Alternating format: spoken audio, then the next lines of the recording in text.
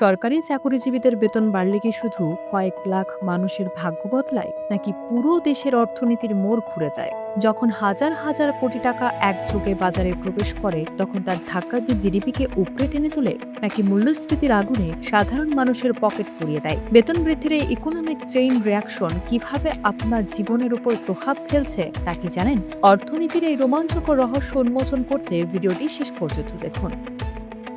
যে কোনো দেশের অর্থনীতি অনেকটা মানবদেহের রক্ত সঞ্চালনের মতো। টাকা যখন এক হাত থেকে অন্য হাতে ঘোরে, তখনই অর্থনীতি সচল থাকে। সরকারি চাকরিজীবীদের বেতন বৃদ্ধি কেবল একটি প্রশাসনিক সিদ্ধান্ত নয়, বরং এটি দেশের অর্থনীতিতে বিশাল এক ক্যাশ ইনজেকশন বা অর্থ প্রবাহের যোগান। এই বাড়তি টাকা যখন বাজারে আসে, তখন তা পুরো দেশের অর্থনৈতিক কাঠামোর উপর বহুমুখী প্রভাব ফেলে। আজ আমরা জানব সেই পরিবর্তনের আদ্যোপান্ত। অর্থনীতির একটি মজার টার্ম হলো মাল্টিপ্লায়ার ইফেক্ট। ধরুন, একজন সরকারি কর্মচারীর বেতন 10,000 টাকা বাড়ল। তিনি সেই টাকা দিয়ে হয়তো একটি নতুন ফ্রিজ কিনলেন। ফ্রিজের শোরুমের মালিক সেই টাকা দিয়ে তার কর্মচারীর বেতন দিলেন এবং নতুন পণ্য অর্ডার করলেন। সেই কর্মচারী আবার বাজারে গিয়ে বাজার করলেন। এভাবে সরকারের দেওয়া ওই বাড়তি টাকা বাজারে বারবার হাতবদল হয়ে কয়েক গুণ বেশি অর্থনৈতিক কর্মকাণ্ড তৈরি করে। এর ফলে দেশের অভ্যন্তরীণ উৎপাদন বা জিডিপি বৃদ্ধি পায়। বাংলাদেশ বর্তমানে একটি কনজাম্পশন বেসড বা ভোগ নির্ভর অর্থনীতির দিকে এগোচ্ছে। আমাদের শিল্প কারখানাগুলো তখনই ভালো চলে যখন দেশের মানুষের কেনাকাটার সামর্থ্য থাকে।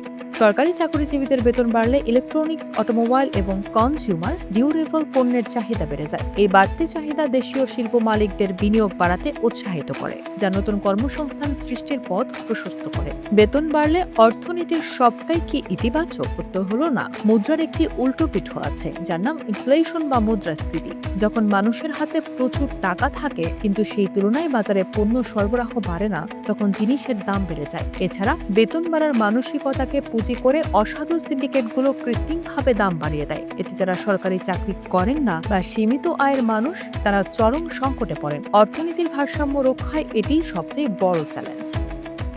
বেতন বৃদ্ধির ফলে মানুষের জীবনযাত্রার ধরনে পরিবর্তন আসে। মানুষ তখন উন্নত শিক্ষা, উন্নত চিকিৎসা এবং বিনোদনের পেছনে বেশি ব্যয় করে।